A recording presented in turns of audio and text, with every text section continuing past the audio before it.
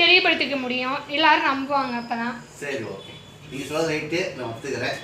தமிழ் எழுத்துக்கள் உண்மையிலேயே 2000 வருஷங்களுக்கு முன்னாடி எப்படி இருந்துச்சு, அப்புறம் கொஞ்சமாக மாறி மாறி மாறி மாறி மாறி இப்போ உள்ள எழுத்துடைய தன்மை எவ்வளவு பார்த்ததில் எத்தனை முறை மாற்றம் அடைஞ்சிருக்குன்னா, நான் சொல்ல வர்றது என்னன்னு சொன்னால், தமிழ் மொழியில் மாற்ற அளவுக்கான தகுதி எனக்கு கிடையாது.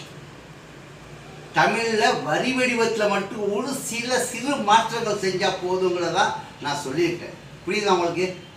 ஒரு சிறு மாற்றம் செய்தாலே போதும்னு நான் சொல்லிக்கிறேன் ஒழிய தமிழை முழுமையாக மாற்ற நான் சொல்ல வரல.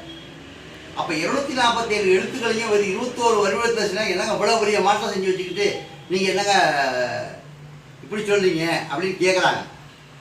என்ன அந்த எழுத்து தான் வரப்போகுது. நான் என்ன சொன்னேன்னா, ஒளி வடிவத்தை நான் மாற்றவே இல்லை.